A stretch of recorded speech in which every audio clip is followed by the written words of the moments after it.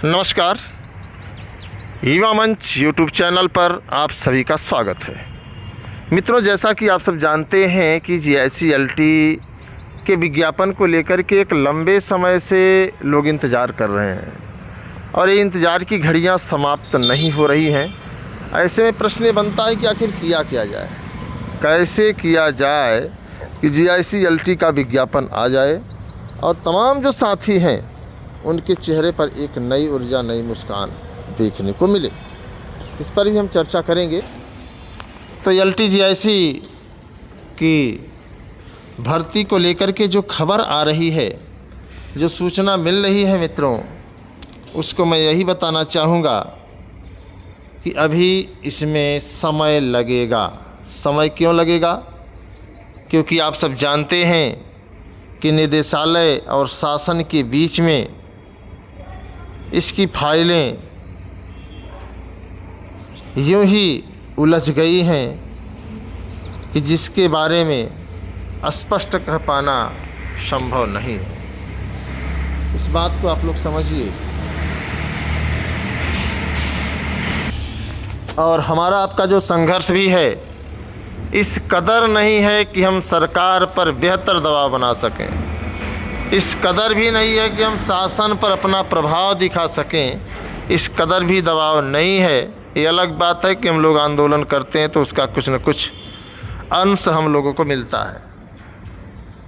इसलिए GIC-LT और प्रवक्ता के विज्ञापन को लेकर के हमें आपको लंबा संघर्ष करना पड़ेगा।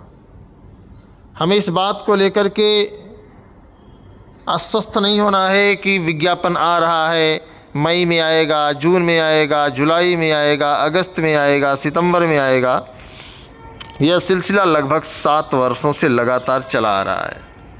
तो अब ज़रूरत है कुछ बेहतर करने की, और आप सभी से निवेदन है कि अगर आप सब चाहते हैं कुछ बेहतर करना तो यकीनन युवा मंच टीम का थोड़ा सा आप लोग साथ दीजिए, सहयोग करिए और अपनी राय कमेंट बॉक्स में ज़रूर दीजिए, ताकि इस पर हम उचित निर्णय ले सकें, इस पर गंभीरता से विचार कर सकें। तो जो भी साथी वीडियो को देख रहे हैं, सभी से अपील है कि वीडियो को आप अधिक से अधिक शेयर करें, इस पर राय दें कि LT GIC प्रवक्ता को लेकर के क्या किया जाए। आइए बात करते हैं भ्रष्टाचार की असली जड़ क्या है। लंबे समय तक एक ही पोस्टिंग बढ़ाती है भ्रष्टाचार। बात सही है कि किसी एक ही पद पर अगर कोई अधिकारी लंबे समय पर है तो यकीनन वह एक बड़ी तादाद में लोगों से संपर्क में आ जाता है और वह भ्रष्टाचार का सबसे बड़ा मसीहा, माफिया, मठाधीश बन जाता है। इस बात को आप लोग समझिए। यह सुनिश्चित किया जाना है कि अधिकारी किसी भी मंत्रालय से निर्धारित समय सीमा से अधिक समय तक तैयार न रहें। इसके लिए तुरंत कदम उठाया जाना चाहिए। समिति का कहना है कि पहले से तय नीति के अनुसार सभी तबादले किए जाने चाहिए। किसी भी अधिकारी को किसी भी मंत्रालय में निर्धारित समय सीमा से अधिक नहीं रखनी चाहिए। लेकिन यहाँ सेटिंग गेटिंग, नेतागिरी वगैरह से लोग लंबे समय तक बने रहते हैं और वही भ्रष्टाचार की सबसे बड़ी मिसाल कायम करते हैं। तो यह भी ज़रूरी है कि अधिकारी का तबादला, ट्रांसफ़र फटाफट होना भी चाहिए, ताकि भ्रष्टाचार पर भी लगाम लगे। और यही कारण है कि तमाम, चाहे परीक्षा नियामक प्राधिकारी कार्यालय रहा हो, चाहे आपका लोक सेवा आयोग रहा हो, चाहे आपका शिक्षा निदेशालय रहा हो, मतलब जो भी हैं वहाँ भ्रष्टाचार की महक आपको देखने को मिलेगी। बेसिक से जुड़ी खबर है। तबादले की ऑनलाइन आवेदन प्रक्रिया आज से शुरू हो जाएगी।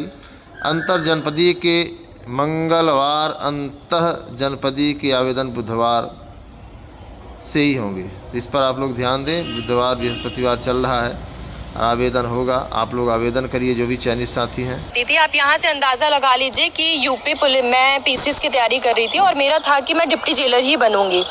और जब से उमेश सिंह मम्मी के इसमें आए हैं प्रकरण में, मम्मी को जब से उन्होंने परेशान करना शुरू किया, तब से मैंने सोच लिया कि मैं कुछ भी बन जाऊंगी, एक हाउसवाइफ बन जाऊंगी, पर कभी पुलिस विभाग में नहीं जाऊंगी।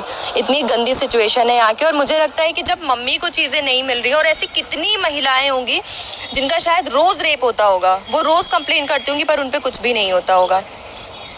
बहुत मानसिक प्रताड़ना से गुजर रहे हैं आप लोग। जी सर, पर अब स्ट्रांग भी हो गया है क्योंकि मीडिया का काफ़ी सपोर्ट है, तो अब पहले जो डर लगता था वो डर नहीं लगता है। ट्रांसफर हो गया आपकी माताजी का भी, अब वो डिप्टी जेलर बनकर नैनी गई हैं। उमेश सिंह जो यहाँ अधीक्षक थे वो सोनभद्र चले गए हैं।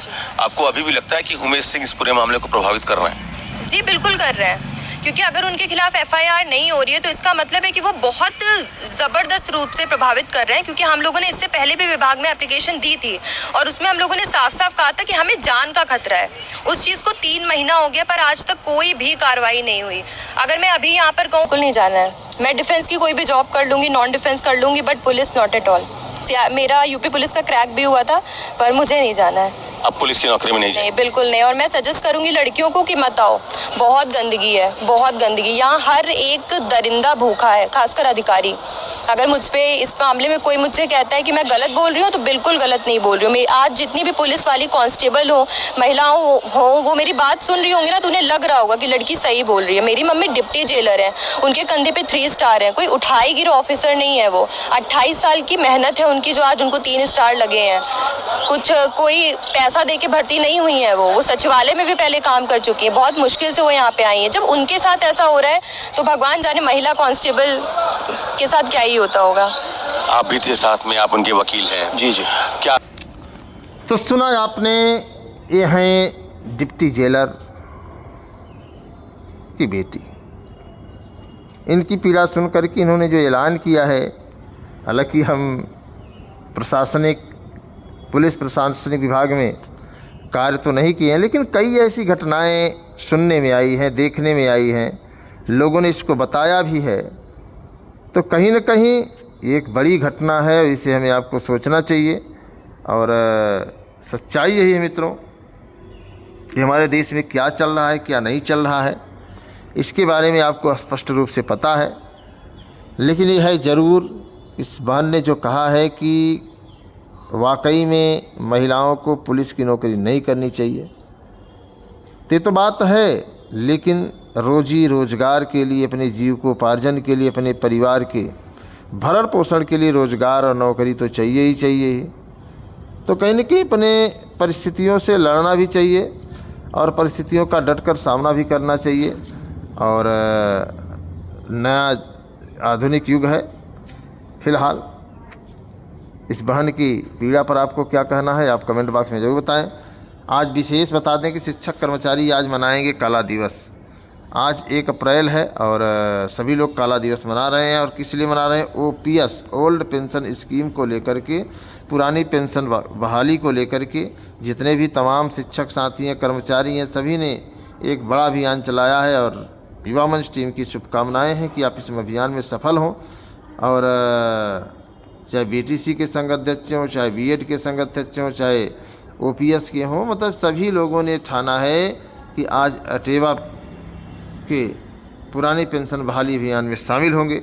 और एक बड़ी खबर है ये कि आज जितने भी शिक्षक हैं, कर्मचारी हैं, आज एक बड़ा दिन काला दिवस के मनाएंगे।